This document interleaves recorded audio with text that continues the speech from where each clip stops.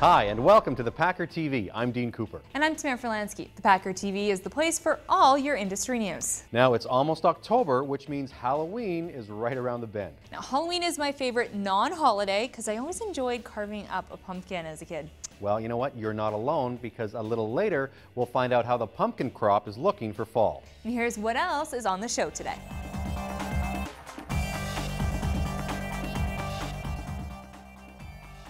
Del Monte expands into the vending arena. We have the Washington Apple Outlook. And a report from the Culinary Conference. This webcast is proudly brought to you by Schumann Produce. We grow, we ship, we deliver quality all year long.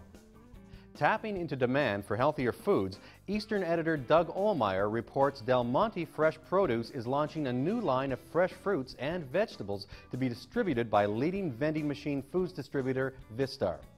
In mid-September, Del Monte inked a deal to distribute grapes, whole bananas, pineapple chunks, apple slices, baby carrots, celery sticks, and grape tomatoes in vending machines. Dennis Christou, Del Monte's VP of Marketing, says Vistar's industry expertise, experience, and nationwide presence will help us accomplish our goal of providing healthier snack alternatives in vending machines throughout the country. Vistar, a division of Performance Food Group, calls itself the leading distributor of snacks, beverages, and candy for vending, retail, theater, and concession operators. The Culinary Institute of America Produce Conference is always interesting. With a rundown of this year's event, here is food service writer Ashley Bentley. A recent trip to California's Napa Valley gave me a sneak peek at some of the new produce options available for food service.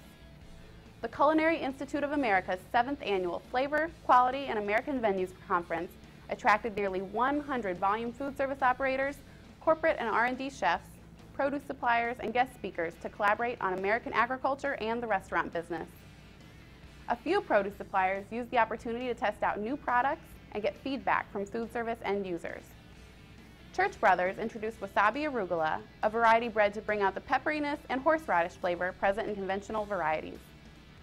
Paramount Citrus announced its entrance into the lime business, a commodity it will start shipping in December. The Culinary Institute's World of Flavors Conference, its biggest of the year, is coming up November 4th through 6th. This is Ashley Bentley for the Packer TV. It's time to take a quick break here on the Packer TV. Now, coming up, we look at the Washington Apple forecast. Schumann Produce is now shipping Peruvian sweet onions as we remain dedicated to providing a superior year-round supply. The familiar shape and unmistakable taste of our Peruvian sweet onions will continue to exceed your customers' expectations. And with our commitment to the strictest of food safety standards and consistent on-time delivery, you can expect the best product on your time. When it comes to perfecting the quality and taste of our sweet onions, Real Sweet is the best in class all year long.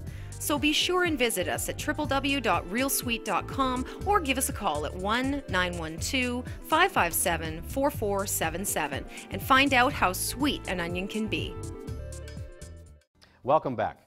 Much of the talk at the Florida Joint Tomato Conference in Naples concerned the tomato industry's leadership in standardizing food safety audits.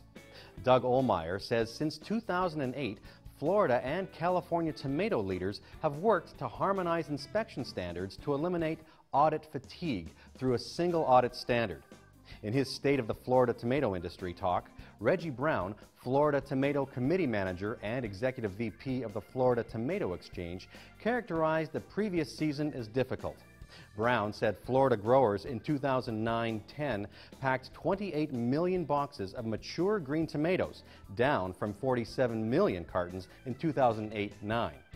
Attendance at the conference, held September 7th to 10th, was on par with last year, as more than 430 people registered. Washington apple shippers expect to market a record fresh apple crop of 108.8 million cartons in the 2010-11 season.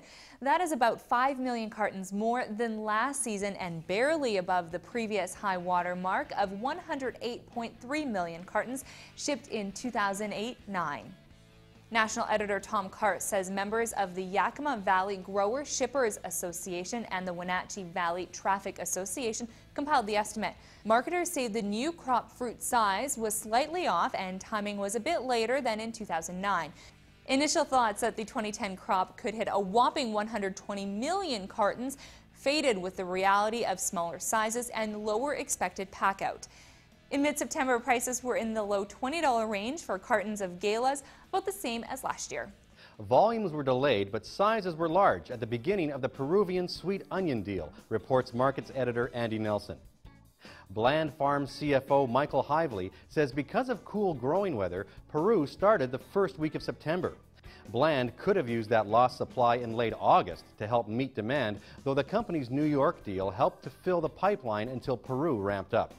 Keystone Fruit marketing partner Marty Kamer says early shipments were heavy toward jumbos and colossals, and he expects quality to improve even more as the season progresses. Pumpkins and October go hand in hand, so it's a good thing there's a solid pumpkin crop ready for fall.